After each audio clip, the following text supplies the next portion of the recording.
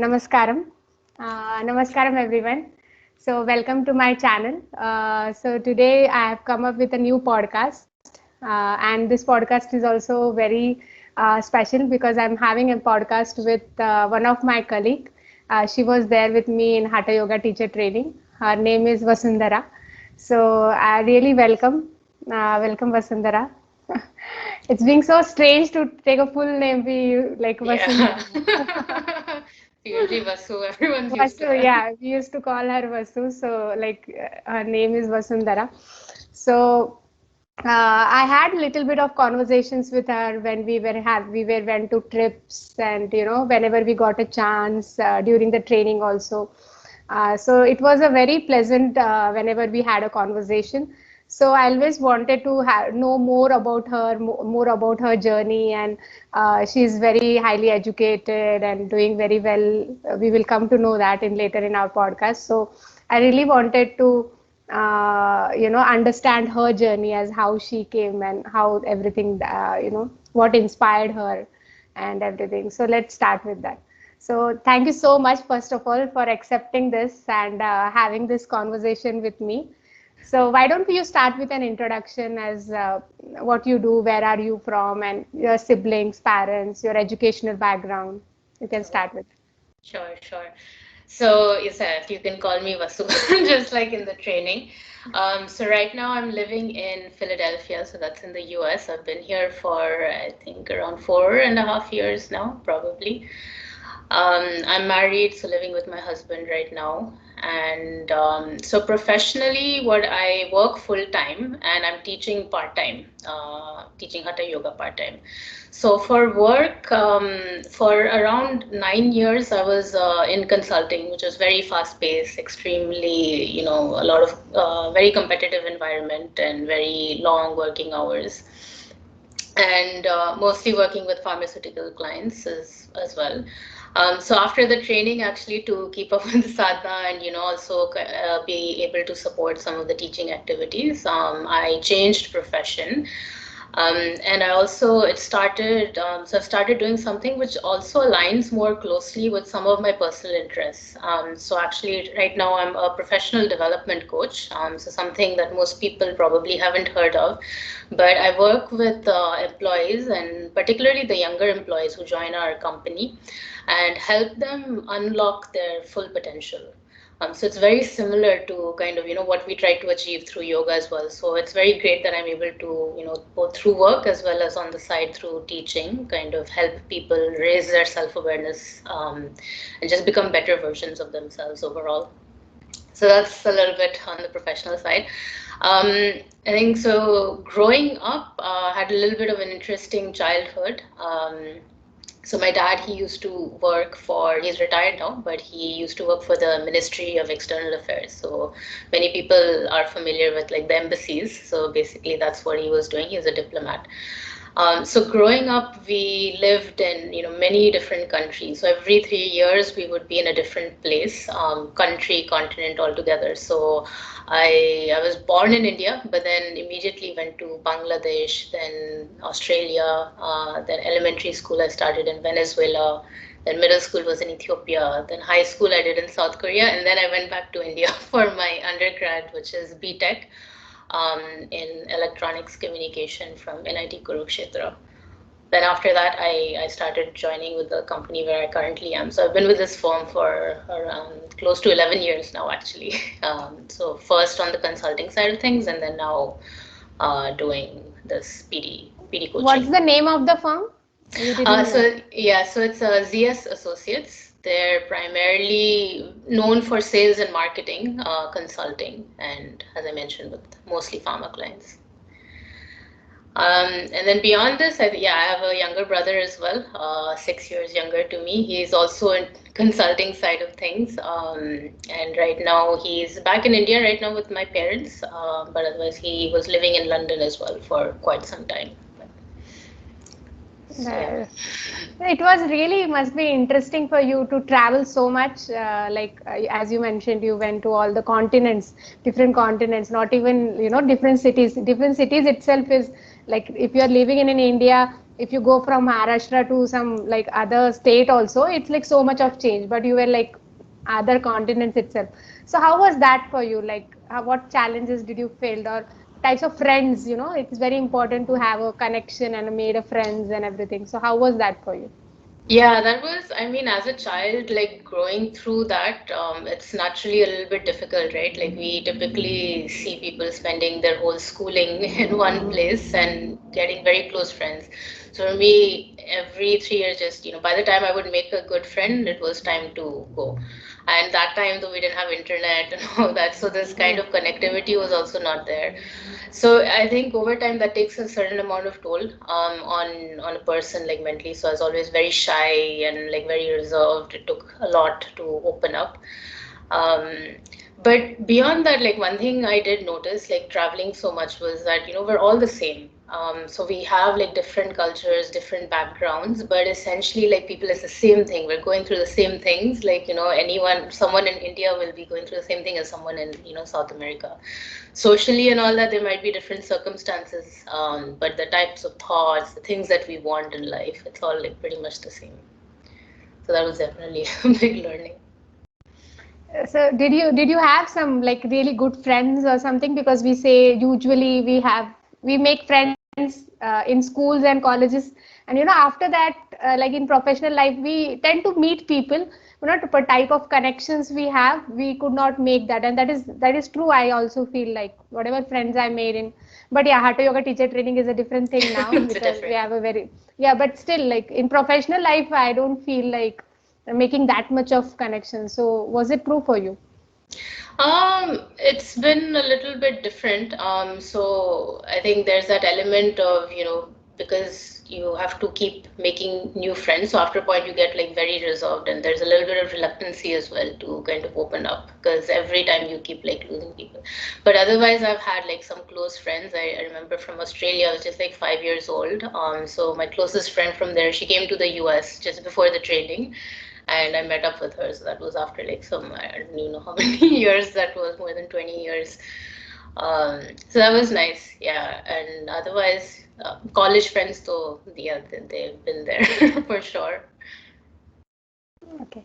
So how was college life for you? Did you have any spiritual, because you were shifting so much? Do you will consider yourself as a spiritual person before, like before all this started? No, absolutely not. So I think that's one other thing of like growing up, like especially I don't know how it is like in India, I probably can't comment. But growing up in a Western culture, there's this huge emphasis of being, very individualistic. So you're very Mm. independent, having your own sets of like identities, and you really get attached to that. And heavy emphasis on just like, the physical world. What we see is all there is. Like beyond that, there's nothing really. Some they'll have this notion of a god, but that's like about it. So big belief in science and all that, right?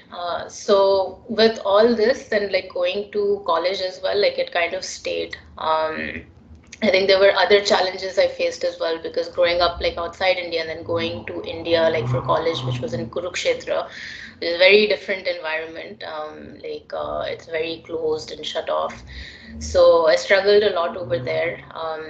So a lot of things kind of played in my mind, and there was a lot of like anger started to build up. Like, why is this like why are things the way they are?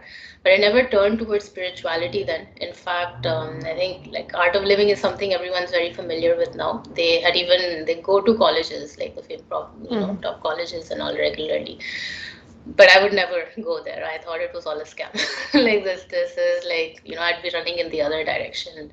And I was very much like into a lot of like drinking and all that. So I had completely different, like was anti anything spiritual, yeah. Mhm.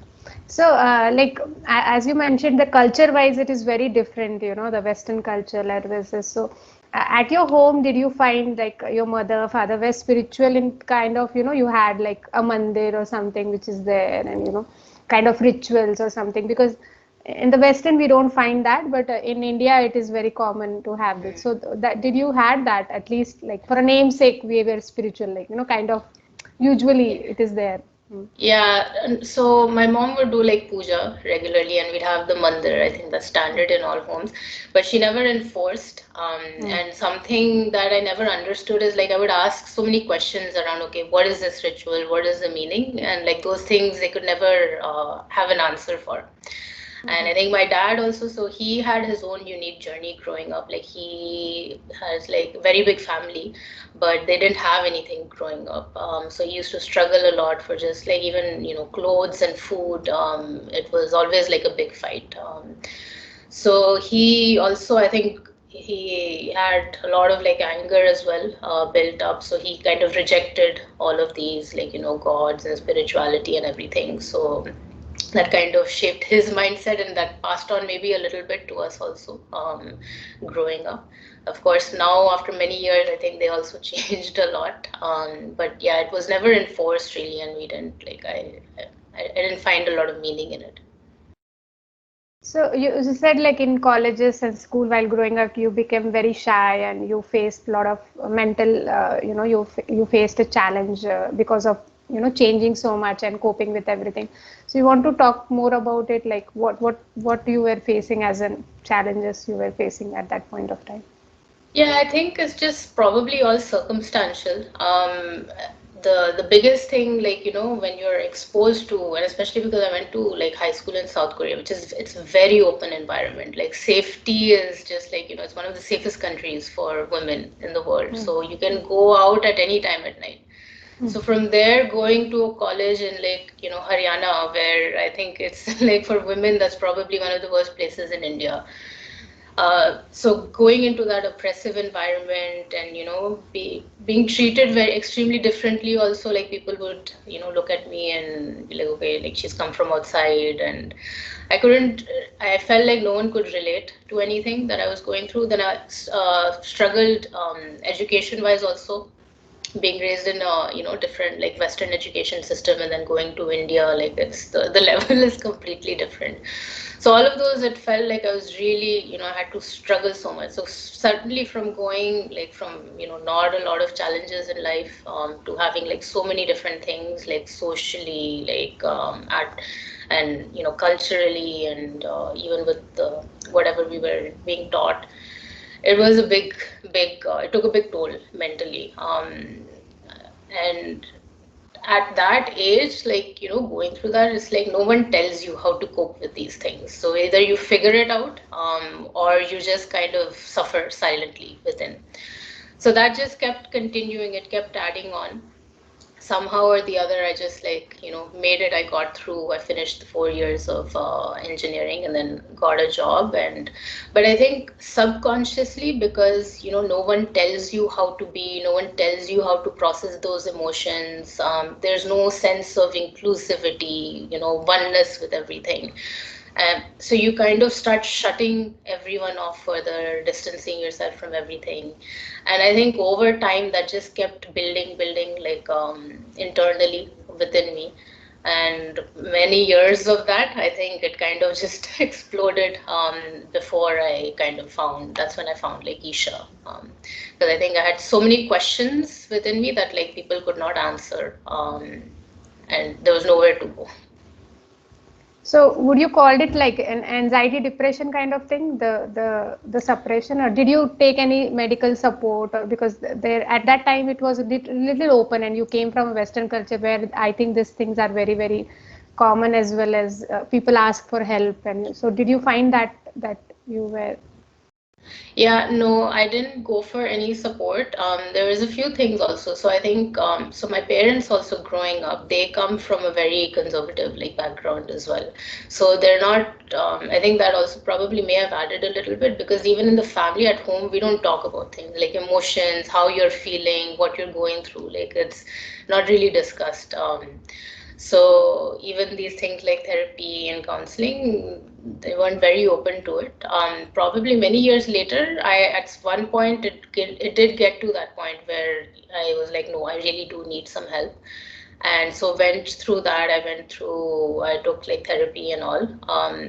But deep down, I just felt like something was not clicking because I kept thinking like, this person, and not dismissing like therapy in any way, because I know it's like, it's very, very powerful. And it's helped like so many of my friends as well. But I just felt like, the questions that I had, something like was just burning inside, and this person, the therapist or whoever I was meeting, weren't able to answer those things. And I just had that doubt, like, okay, how does this person like really know kind of, what I'm going through, and like what do they also know about life, existence, and how things work. So that always I had a little bit of skepticism. So I tried it for a bit, didn't really work out, and so I just discontinued. So you said like after that, after the college, you come across Sadhguru, or how did you got in?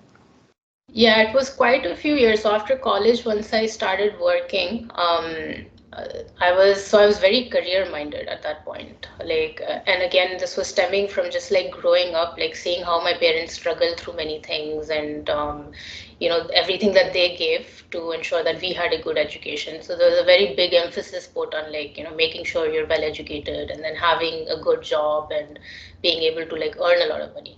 So I kept the goal, like the bar it was set very high for myself.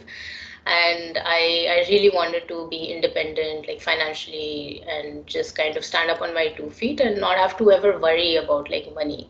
So I was extremely money oriented. So after I started working, like right after college, like this just continued. And because I was like shutting off things internally as well, like all of this, like I found like, drinking and just partying, and like, that was considered like, how you let off steam. Because Sadhguru also talks about it right now, right? We think that that's our escape. Somehow we think that will give us happiness. So I continued that for many, many years. I think around probably 5 years or so. Just that kind of a lifestyle, like working crazy hours, and then at the end of the day, like maybe having a few drinks with friends, and then even on the weekend, kind of the same thing. Not bothered at all, like about health or anything.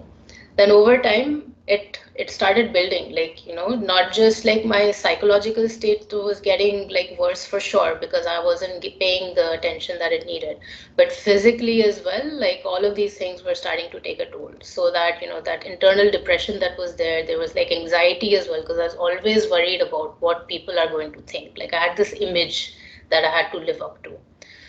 So all that stress, anxiety, everything started to build within, and it was, I mean, it doesn't take long before it, leaves a very big physical toll on you. So I started having these, like a stiff neck condition. I don't know, the doctors couldn't say anything else about it, but essentially I would like something would jerk in my neck area, and I would be paralyzed for like 4 or 5 days at end. Like I would not be Oh, able to move. Yeah. oh my God. So for that, like heavy painkillers and like, laxatives was the only thing, and just like getting that bed rest. And they wouldn't say, they were like, maybe it's stress induced, you need to take it easy. But I was like, okay, I don't know what. Yeah, I would listen a little bit. So for that, I was going to physiotherapy, Hmm. and even like chiropractor as well. And but it was recurring, like it kept happening. And at the same time, I was maintaining the whole detrimental lifestyle as well. So and internally, all those questions were building up. So all of these things combined, just I think this was now like, so 2016. So I think around what, 5 years ago, it exploded. It just exploded, and I just wanted to quit everything, just stop, and had like this. It was like I was just asking the universe, like, what is going on? Like, what is the purpose of all of this? What is the point? What is the meaning? Like, why is all this happening? And um, where is the joy? Where does happiness come from? Because growing up, all those things that I thought that will give me joy, like, having a strong, stable income, all those dreams and desires that I had, have a nice house, nice fancy car, like all of these I had fulfilled, but there was just like emptiness within.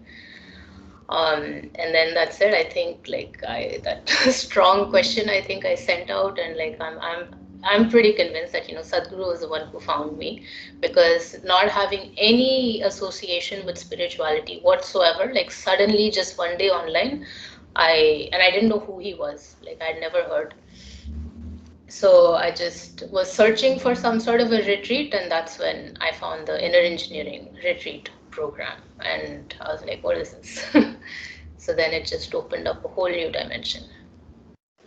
So in 2016, so in US only you did that, Yeah. right? Okay. Yeah. So how was your experience in Tennessee? I think you must have done that. So I first actually did the online one because there was still a big part of me that was skeptical. I think what Mm-hmm. intrigued me the most was like I saw the reviews, like the Mm-hmm. testimonials people had given on the site, and I was like, this is not possible. Like if something works so well, how come I've never heard about it? Like and it's not possible that something can work so well. So what I did first was I did the online thing. So this was like end of 2016. So the inner engineering online program. And the first session itself, it was like, this person understands me. I think my whole life until that point, I was looking for someone like who will understand, what I'm going through internally, what the things I couldn't even vocalize. And Sadhguru started addressing that in the first session itself, and I was just hooked. um, then I completed that. I didn't know where to go from there. So it was like a while then before I realized that, okay, Shambhavi Mahamudra Kriya is like another thing that is taught in this. And so that then I took in June of 2017. So that's when I got initiated. And Into that, yeah, into Shambhavi. And that so, itself was different. so in after doing online on 2016, you took like 6 months to initiate it in Shambhavi. Yeah, yeah. In that time, I was basically, we'd found like Isha Kriya, and my husband and I both we did it together. So we found Isha Kriya, we Mm-hmm. found like some Om chanting. So these small things we started to do. And I saw like even just 15 minutes of doing that, like on a daily basis after my work, like what a difference it had. And so with that, like, seeing that how effective that is, I wanted to know more. Okay, like what else can we do? And then found that, okay, there is something. And then just, well, the first program that was available, it wasn't even in Philadelphia. We had to go up to New York, I remember. So we took the bus and traveled up there and did the completion program over the weekend. Mm-hmm. So how was the experience of Uh, it initiation? it was like I had never experienced anything like that in my life. Like, so first of all, I wasn't used to waking up early in the morning at all, just given the lifestyle. But that day, like waking up early, going through that intense, like, everything, the program, and then at the end of it, like I was just like sheer joy. Like I didn't know where this was coming from. Like so much energy I had, and I was feeling so happy. And I knew like instantly that there's something else that has happened. And for someone who like has spent a whole life not thinking that there's anything beyond this physical dimension, like what we see is all we know, I was like very there's like something deeper that has happened here, something way more profound that I cannot explain. And I was like extremely touched by it. I was just like end of the program as well. Like I went up, I did my sharing because I was so touched by everything, and just seeing even like the volunteers and the way they were, and how they were offering themselves like to be there for us like that weekend. I'd never been moved by anything at that level. So And like your neck practices, they teach us like Upayoga also as yeah. a part of. So did that help you with your? Uh, Yeah, I didn't do it then because in the completion one, they just teach you the Shambhavi. There's no, like, mhm. even Yoga Namaskar, they don't do. So I was just doing Shambhavi, and even just doing Shambhavi without even getting into like neck practices and all that, like that had alleviated like so much. But I think after that, I think 6 months after, then I started, I'd gone for yogasanas and all. I tried that, and then that I really realized, okay, wow, there is like another whole level to this altogether. Because even before that, like, I had tried yoga once in college, and that too because my parents insisted, because I had a lot of anger issues. And so I didn't understand like what they're doing, like why they're teaching like the way they're teaching. Even here, after coming to the US, once I had gone for a yoga class, and I didn't get why people say so much that, yoga, it helps you relax and become calm. Like I never felt those. But after seeing how it was taught, like both like Shambhavi and then seeing how like yogasanas as well, our Hatha yoga practice is taught, I was like, this is something else. So after doing that, you did your mandala, you completed your mandala of Yeah, 40 days. Hmm. yeah, So how was your experience of this? It was challenging for you with your job and doing it yeah, 2 times and keeping empty stomach condition, it's little challenging when you're working. I have experienced it. So yeah. yeah, so how was that for you?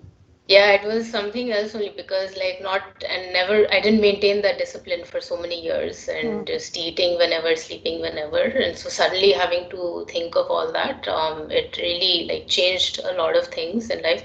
But I think one thing also, like I was so determined to go through that mandala because I know for many people I've heard as well that they'll do it for a bit, then they'll fall out, then again they Hmm. have to reset their mandala. But I was just so, because I had tried like so many other things and nothing had worked for me. I was like, this is like the almost like I was holding on to it as that last hope. And so I was very determined and kind of I made it through. I went through the mandala. There were times when I did it in the office as well, like because I knew things were getting late and all that. So do the first one in the morning, then go to office, and sometimes like in the office itself doing the one in the evening and then coming home. But yeah. And same with your husband, like he also was very, how was for him? He was having a similar experience or he was not as passionate as you were? Yeah, he definitely he wanted to do it, so he went through the mandala for sure. But where he was experiencing things, I think his is like a completely different story. I think for many years he's known that there's something else beyond like just kind of what we see. He wasn't able to express it, but finding this, he was like, yeah, this is it. So you continued doing the Shambhavi and then how did you come across the Hatha Yoga practices? So how did that happen? Yeah, after Shambhavi, actually, I've just to include that half an hour, I thought for was very big deal. Like if I'm able to keep this up, I was like, okay, that's more than enough. But my husband was very eager to know more and try more things. So we found that there was a yogasanas like Hatha yoga, okay, and yogasanas people have like heard, so it's not a new thing. So we had some sense of like okay, what they will be teaching. So we thought, okay, let's just try it out and like see. And that I realized, okay, my body is completely useless only. Even after 6 months of Shambhavi, I couldn't do anything. Flexibility, I could barely go below my knees if I like bent forward, like just going below knees. So I was very inflexible like person. So I did that. I think I tried to keep that up for like a few days or like maybe a week or two, but then fell out of practice because yogasanas needs like quite a bit of commitment and that time as well. Like in the morning, I wasn't able to keep up. So I was like, okay, Shambhavi, I'll continue. So what after that? Which practices you did Yeah. and how did you The, decided to do Hatha Yoga teacher? how it came to Hatha teacher, yeah. After that, after yogasanas, then we had gone for the Bhavaspandana program Uh, in like so June 2017 I did that, and then Feb 2018 we went for the BSP. That took things to another level altogether. So I you did was it in India or here in tennis? Triple I, yeah, in Okay. Triple I, Tennessee. Mm-hmm. So I was just stunned after that program. Like I just felt like leaving everything and just being there only. And especially that was the first time I was in ashram space also. So it changed. It further changed things. I would I would say. And so that went for a little bit. I think after Bhavaspandana, I was like, I need more of this. So I started realizing what was happening is like I would have like this intense experience and then it would die down. Then again, maybe I'd go for something, again something would happen and then it would die down. So after BSP, I think then I started volunteering. So Sadhguru had come to Philly that year, and there was like a mega program, and I volunteered for the first time, and that again, that was, I felt like volunteering was more profound than anything I had done, like even attending the programs itself, because me again living the life that I had done, I was so self-oriented, like so self-centered, like everything, like, and that's how we're trained to think, right? Like you do things for yourself, like you buy something for yourself, it's always about you. So for the first time when I was volunteering, I saw how I was able to set myself aside, and all of the things that he was teaching in the inner engineering online, like everything that he's trying to tell you about involvement, like acceptance, all those things I was able to put into practice. And the sheer amount of activity that I was able to do over those like couple of days of volunteering, I didn't even know that I had it within me. I didn't even know I was capable of that. So then I was like, okay, volunteering then became like an integral part of my life, and got very involved with the Philly Center. Just even local programs that we'd have, like I would help out, support them, even if it's not in person, just kind of helping manage the Philly Center in any way. And then at that point also, so July 2018, then went for Shakti Chalana Kriya, which was way more intense than than Shambhavi. And that was like trying to go through that mandala was one of the hardest things that I had done up until that point, because life just kicked off after that. And I felt like there was a million different things happening at the same time. Like at work, at home, it was like just I was barely able to keep myself like afloat, with that just sheer intensity and like the pace at which things started moving in life. So then that happened. Then I think after that it was just like pretty much volunteering, and no other big programs. Then somehow suddenly December that year, I just something happened within, and I just started yogasanas again. So it was like 1 year gap, but I started practicing and I was doing it regularly. So by this time, like my daily practice and everything had increased to around like 2 hours. But I was able to maintain that with the intense like work schedule, like being in that consulting and like having a lot of travel as well. I just managed, I was just keeping up at doing that practice. And then I realized my experiences again became very sweet. I would like after doing my practice in the morning, and this hadn't happened before, it was only after I started yogasanas. I would be driving to the client site, and I know I have like a crazy day in front of me. My client was also very like very stressful client they were, but tears would just flow down my face because I was just so happy, just randomly happy, like seeing the trees, seeing how things are, just the freshness of the air. This when this has never happened like before. And one day, if I would just like miss if something, like I had a very early morning meeting and I couldn't accommodate in that morning, I would see like the difference. So yogasanas again, it really moved, and at this something like was just building, and it got to a point like one day I was just like I don't get like I need to be like in India. I have to go there, and I volunteering is also has been such a big part. Like I need to become like a Hatha teacher, and it just happened like overnight. I woke up one morning and I was like that's it, I need to apply. How it will happen, I don't know, because I had like I'm on a visa as well over here. I didn't even know if they'll allow me. I didn't that longer leave, especially being on a H1B visa. So many different things, factors in my life, but I was like, if it needs to happen, it will happen. Like I'm sure, like I really want to go for this though. And I just gave in the application. And I think with Sadhguru's grace, yeah, everything kind of like came through.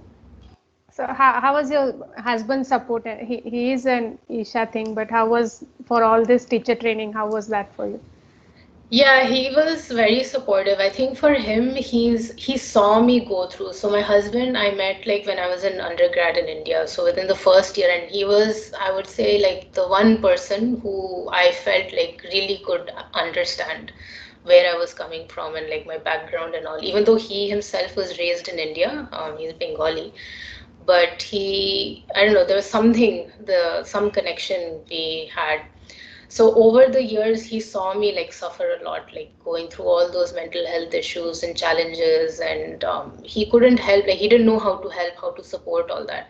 But ever since I started yoga, he saw the tremendous shift that happened, like in my life. And he's also seen how troubled I've been by by the consulting routine. I never really enjoyed like that work. I don't know. I just, because I was so money minded, I went for that. But beyond that, there was no fulfillment in the work that I was doing. So he was very supportive. Of course, like yeah, being away for so long, there's always a little bit of sadness. But he was like, no, go for it. You really want to do this, and he knew it would be good for me. What about your family? Like Oh, your mother, father? no, my when I told my mother, I was scared to tell her because I knew she won't like it. So I waited until the acceptance and everything came through, and even after the acceptance came through, I waited until I could sort things out, like at office, and make sure I could take the leave and it would be okay, like even from a visa perspective. So then I told her, and then she just broke down. She thought I was just giving up everything in life and like going to become like a sannyasi or a brahmachari or something. So they were very shocked to hear like all of this. But I think after going through the training and now coming back and seeing, I'm pretty sure like now they're definitely much more stable and realize that okay, like she really needed this and it's good for her. But initially, yeah, there was. But yeah, so you and obviously it is an intercaste marriage, no? You are not Bengali. So Mm. how was we did not touch that part. So was that okay for your marriage and everything, or did you face any challenges of acceptance or something? No, it was all okay because I think like at some point my parents realized, right, after growing up outside, I think they were happy that I found an Indian to marry and like it could have been much worse. And they realized that no one else, like even from our like area, won't be able to understand. So no issues. And his family is also very like they're very open minded and very city kind of like mindset. Mhm. Okay.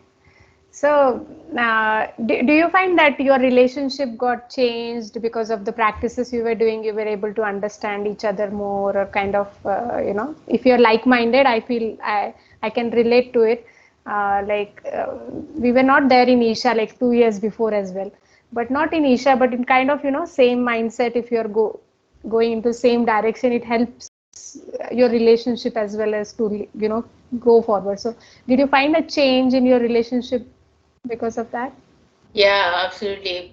Because I think the other thing is like as I was mentioning, like I was suffering so much with all the problems and everything, and so I think my husband there was like a lot of like communication like challenges and gaps because I never found it easy to express myself, like what I'm feeling internally and what's going on, and so he didn't also know what to do. So there was a lot of like anger and friction in a lot of those areas, and but after this so many things like I really realized. I think it comes down to that, right? Like what Sadhguru says, once you realize experientially that all of us are like one, right? We're all the same, like all of these things kind of like naturally start to go away. So many of those things, right, being able to apply it, it really did wonders, like for our relationship and all. Like anyways, mostly we were getting along. I mean, we've been together for so many years, but I think this is just like taken it to another level altogether. And our this whole journey as well, like spiritual journey, it's been like both of us have been on it together. And so funny because even in college, like both of us were like drinking and partying, like same thing like before. So both of us switched into this side like together as well. And I feel very blessed, like because if he wasn't there, I don't know what I would have done because other people don't understand this. Like even my friends, like if close friends from college, it's hard to talk about all of these things. I don't think like anyone understands the experiences that we have and the depth of what we're going through. So yeah. So before going to the training part, like So you have mentioned like you were start drinking and everything. So after doing the practices, did you find a shift in you that you stopped drinking, or maybe the how much times you were doing it got reduced? Was there any change in that? Yeah, so after Shambhavi, there wasn't a lot of change, but after Shakti Chalana Kriya, things really changed. So then it really stopped, and then after the training to everything, like I think not just that, but the food, diet, like having the sattvic kind of meals and like eating twice a day. So that, yeah, kind of amplified even further. Okay. So after everything got and you came to India, so that was the first time you came to India to the ashram, or you had it before? No, that was the first time for the training. Okay. I've seen you, like I remember going to Devi temple. I think you were very connected to Devi, or Yeah. I could see you into your eyes, and we got a chance in Navratri to go 3 times. So our training was so intense, and we were not able to, even in staying in ashram, we were not able to go to all 9 days. So for the Abhishekam, so that is happens. So it's a so people who don't know, so in the yoga center in India, there is a Lingabharevi temple, and every Navratra there is an Abhishekam that happens for 9 days, and we wanted, so we were allowed to go 3 times, and you were there for all the 3 days. I think for all the 3 times. I'm not sure. I think twice or yeah, Twice. Yeah, twice we both. probably. I Yeah. think but we were there together. So I've seen you that. So how was your experience of Devi and as well as Dharalingam? So if you could say about Oh. it. Devi, yeah, she is something else. And being someone who has no belief in like God or anything, like my attachment to Devi, I think people are very surprised to see that. So Devi came into our life again. So I think it's funny because my husband is the one who initiates all of these things. Like even like the different yoga practices that we go for, he's the one who says, okay, let's go for this program. Um, so he is the one who suggested, okay, maybe let's, bring Devi home. So the Devi goodies, the small one, not the big yantra. I forget, I think this was probably 2018, like August, September-ish, towards the end. And then I just started because so Devi has come, so I was just every day lighting and then reading the Devi Stuti, not sure like what I'm doing, what this is, or how it will affect, but I'm like okay, like because she's here, like at least do that much like care. Then slowly I started noticing things started happening like in my life, and I have never, like, I have always thought I'm the most unluckiest person. Just if I look back at my life, that's definitely not the case. But things like, things not lining up perfectly. Like, if you have to like catch a train, maybe like always like being late, like I'll have like 10 obstacles in my way before like being able to get to the destination. So it's always, things have always been a struggle for me. But as soon as Devi came, I started seeing very immediately, like very tangible things, like, things are opening up. And things that I myself didn't know that I wanted, like, they would just present themselves, and after it would happen, I would be like, oh, what is this? And so I realized that she's doing something, and it's this whole aspect of like devotion, which I wasn't able to understand before at all, that really started coming out and taking shape like in my life. And I to feel like I was convinced, like with the teacher training, like it was for sure Sadhguru's grace and so many other things that have happened, but I really feel like she, from a physical level, from the things that were really going on in life, I feel like she did so much to kind of make that happen.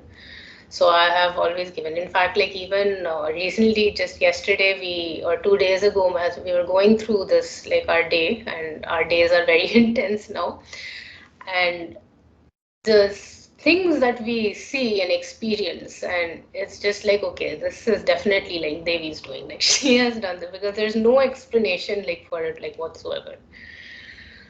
So yeah, she's a very like close. And experiencing her there, like in the ashram, was completely like another level. Like I just like tear up for no like absolutely no reason whatsoever, just going and like sitting in her presence, like especially on the Purnamis when they would do the puja, Maharti. Yeah. Dhyana Linga was a little different though. I could experience like Dhyana Linga, the presence, but that was it. I wasn't able to build like a very deep connection with Dhyana Linga when I was there at the training. So even whenever we would get time, I would always go to Devi opposed to Dhyana Linga. So that I wasn't like able to really say beyond the stillness and a little bit of that meditativeness. But recently, so we had our online sadhana day that was recently conducted.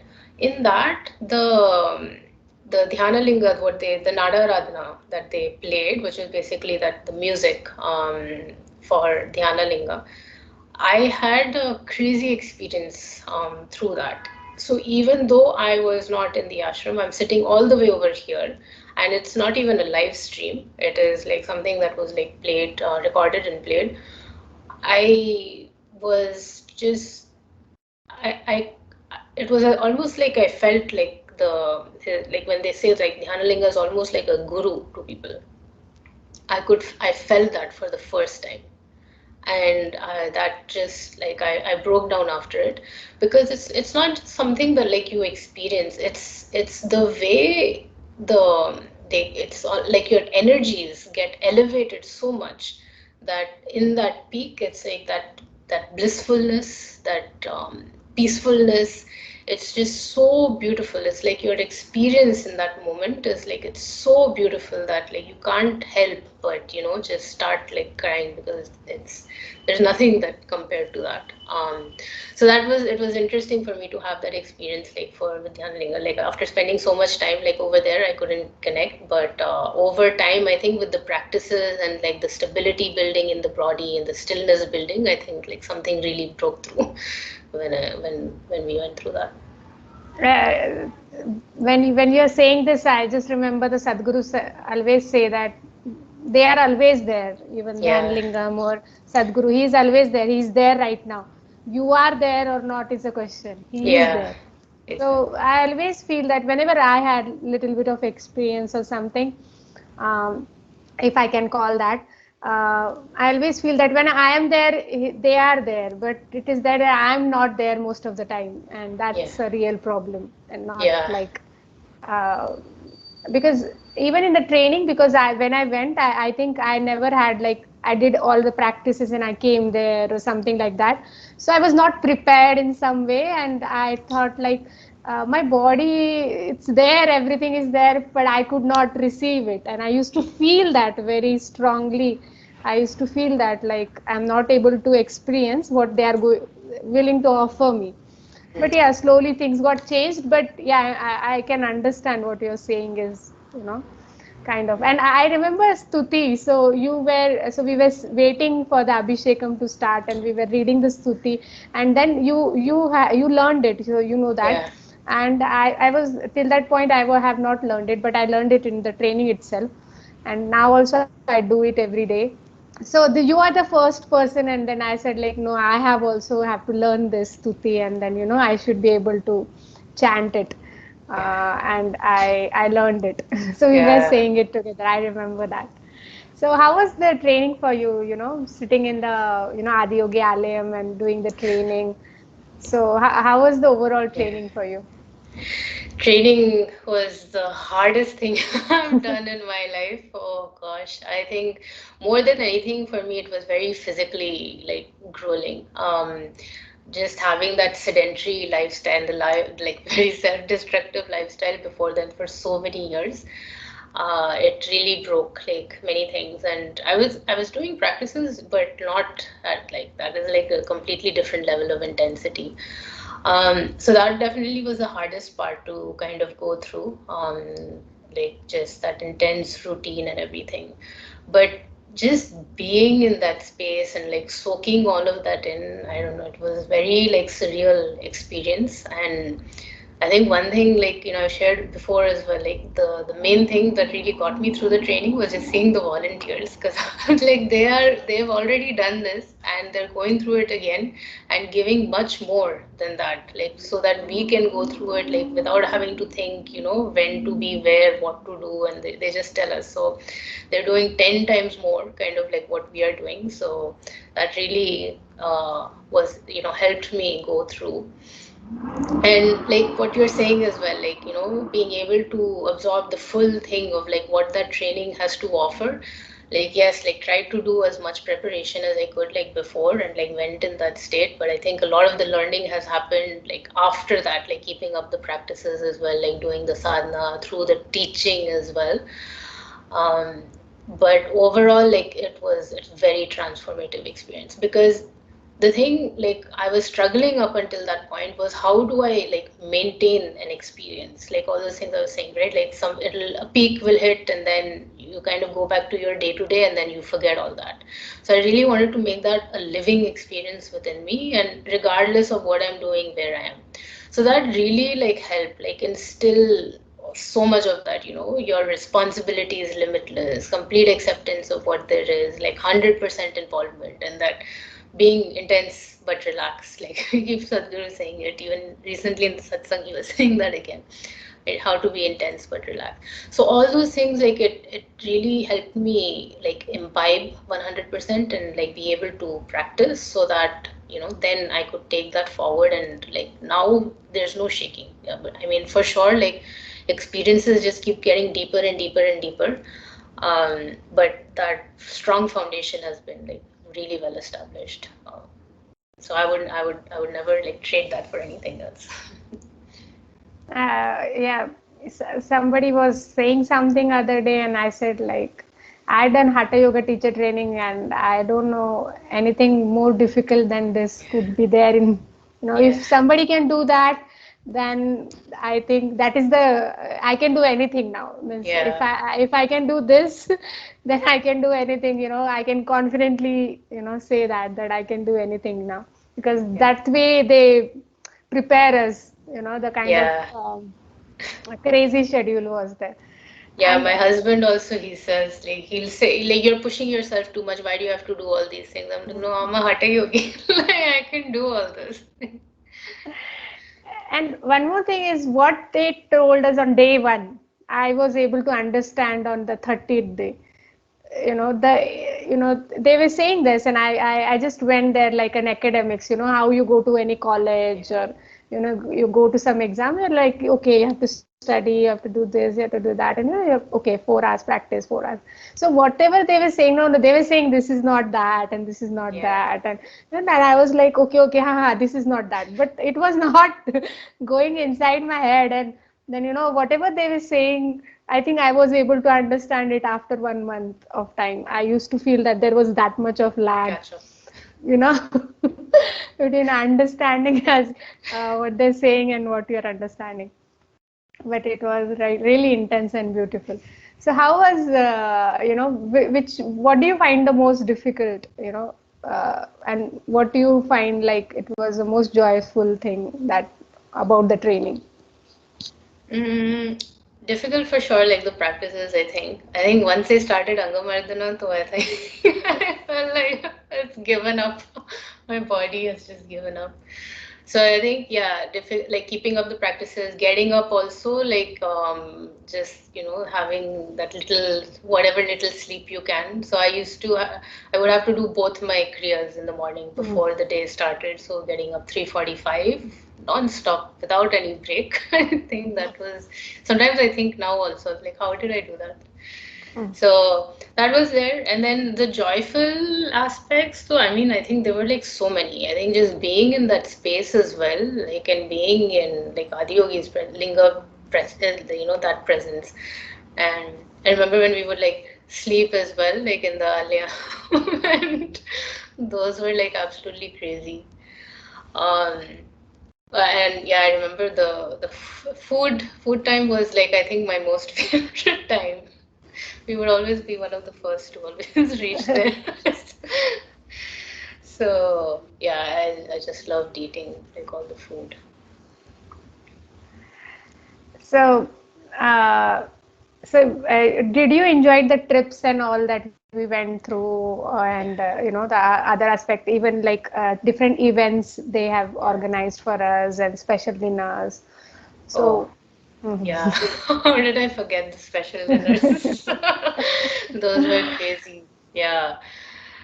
Yeah, and the trips as well, like oh my gosh, like going through the different like areas, especially like the different temples.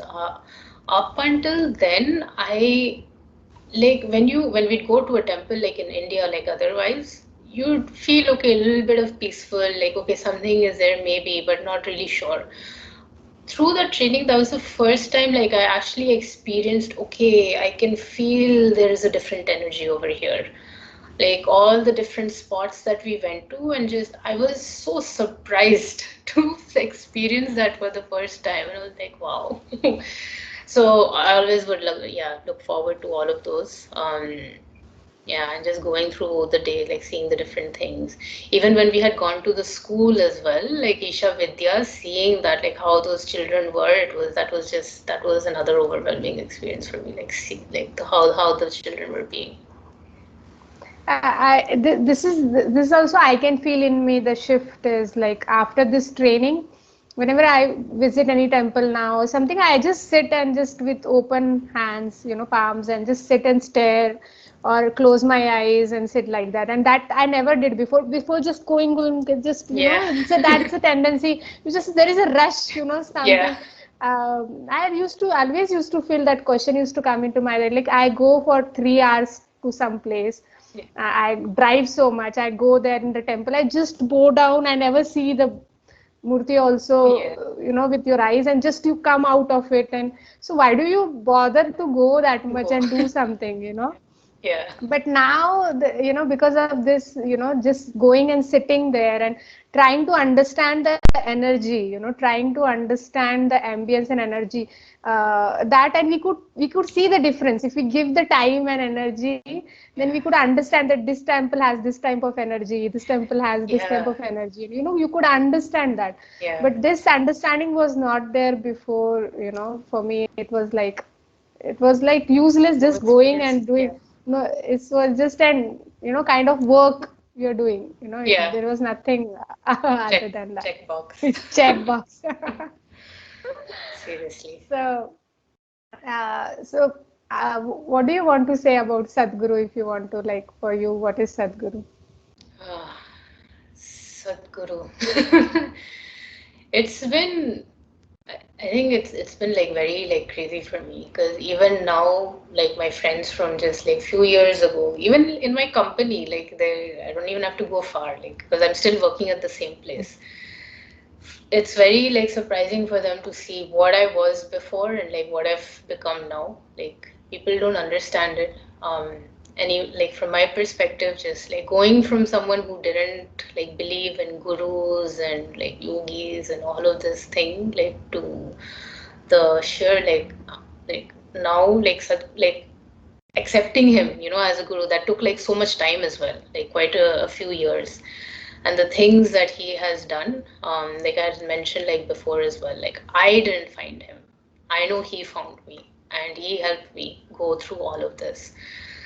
So I don't know if any words can also like do any justice, but he's there and he's not a person also.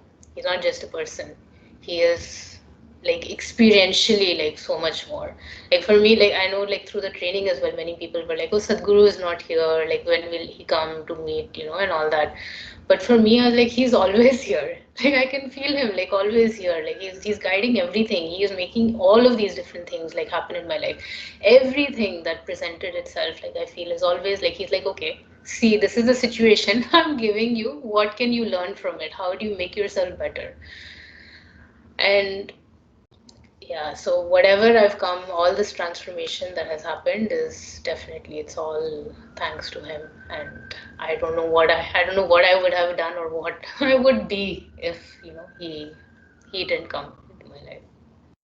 I remember that Vasu got a chance to teach before when our training was finishing, and she got a chance to teach in rejuvenation center, and she had a fever, like a lot of fever and something, and then also she got and teach, and she said that she didn't did anything, and it just the session happened by itself. So we want to some talk about it something if you want. Yeah, so many people, if I tell them that I'm a yoga teacher, they don't understand. They think, okay, like you'll do something, people will follow. They don't understand what I'm saying. Or so so like for me, teaching, it's not about like giving just, saying the words.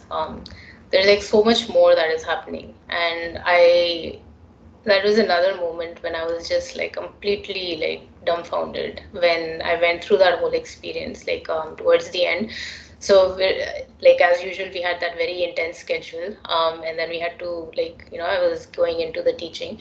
So there was like 4 days, and I was basically the going to be teaching on the fourth day. So I was the last one to go. Before me, there were three other teachers, and I was running high, fever, like cold, like running nose, and I was like, oh my God, I don't know how I'm going to make it through all these days and get to the fourth day to actually teach.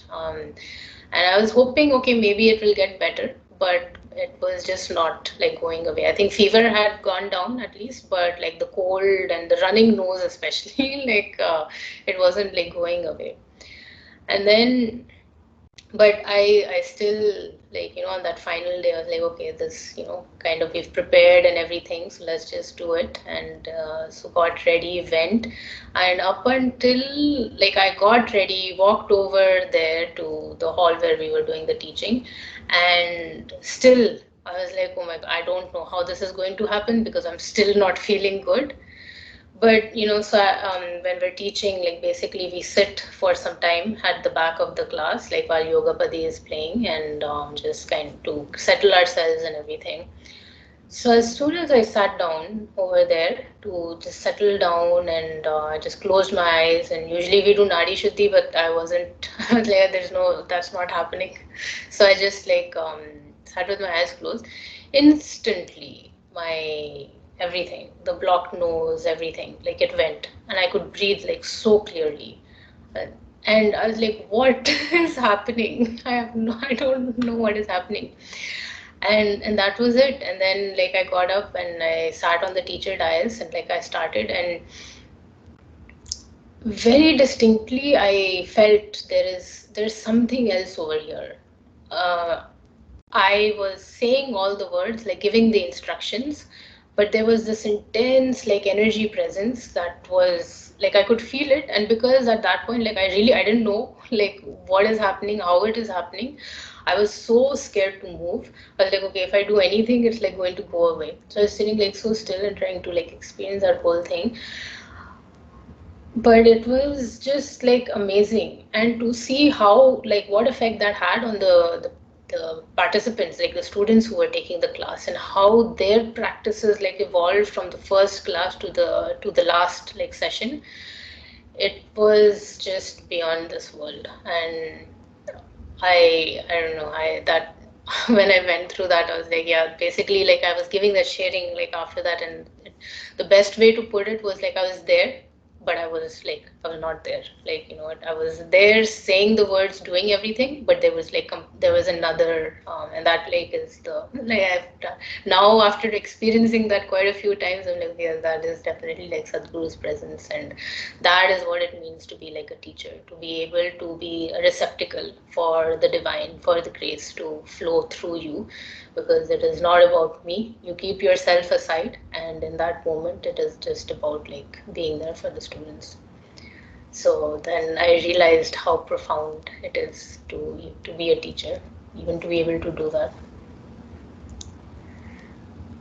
So how was your experience like when and the last day we got our certificate as a officially and like Hatha yoga teacher training.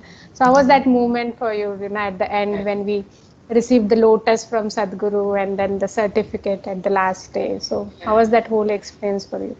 I couldn't stop crying. I was crying so much that day.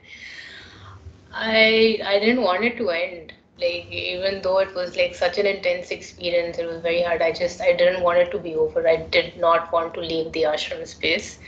And I remember like all throughout, like we had the meal as well. And like it was a very odd time to be eating food. I think the timing was like off. But and again, all the volunteers were serving, and even Ma had come to serve as well. And I couldn't stop crying. I was just filled with so much gratitude of having gone through that, being able to experience that, and like see what I was before and how I came out of it. Since then, I've been waiting to go back. So now, what is your schedule and how do you fit in everything? And you're currently taking classes, so how you're doing it? If somebody have to reach you, how can they do that? So if you can talk about that. Yeah, right now, so just because of the pandemic situation, although it's getting better over here, I do mostly one-on-one classes, like private. Either they come, I have enough space to teach like one person, or I go to their house. So mostly on the weekends, which I think suits other people as well, based on their work schedule. Otherwise, as I mentioned, like I work full time, so 5 days a week, and then weekends I try to teach as much as possible, depending on whoever has the need. So how do they reach to you, or how did they contact you, or how did they come to know about you?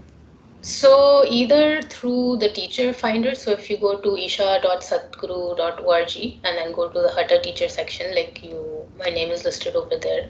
So that's one. And then otherwise, because I had was involved in volunteering through like the Philly Center, so through the meditators itself, kind of making the connection, and then people have been reaching out. Have you tried Yeah, online sessions? So how yeah, is that? If people, yeah. Online, I've done a lot for my office, especially, not so much for people outside. That has been amazing, actually, because I think this pandemic really made people realize the importance of mental health. Before this, people were hardly talking about it, but suddenly it became number one priority. And being a coach as well, like I see so many people, young people going through so many challenges, and I was like, you just need to know how to meditate, and so many of these things will get taken care of. So I've been like last past year, actively taking both like yoga, upa yoga sessions online, as well as the Isha Kriya, like meditations online. And then this year as well, like we had it added to our learning calendar as well, like across the world. So like in each session, I remember one session, Isha Kriya had like around 70-80 people like joining, which was so overwhelming, and such great feedback was given. I think it just take like, I think anyone attends like the online session or even in person, you just like attend and see kind of how beautifully like the whole thing is structured and how beautiful the practice is. so if somebody has to reach you, how can they do that? Are you on Instagram, Facebook, or you have a website or something? I'm on Facebook. You can send an email like vasu.p26@gmail.com, or just go to isha.satguru.org. All my details are listed there as well. Okay. It was such a great talking to you, and I think you had a very wonderful journey, like growing up, moving to this many countries and doing this, and now you're doing such a wonderful job. And I've seen you teaching as well. I got a chance when we learned, so you are a very wonderful teacher, I think. Thank you so much for coming and accepting and sharing your journey with us. And it is wonderful to see that what you have done with yourself, and so much you have changed. Yeah. Thank you so much, Payal, for talking to me as well and hearing my story. It was really nice connecting after long as well, after the training. So. Yeah, but like just before like ending, if you want to say something like a young generation, you have gone through so much, like even the mental health and this and that. So if you want to give some advice to them, what would that be like? Uh, Yeah, I see like, especially because I see so many people going through so many things. I think what people like, if they can realize that fundamentally the only challenge is that none of their education systems, none of what they've been taught, like growing up, like at home or beyond, none of that has addressed or taught them how to just be, like how to just like be, like sit, like it's okay, just like settle down.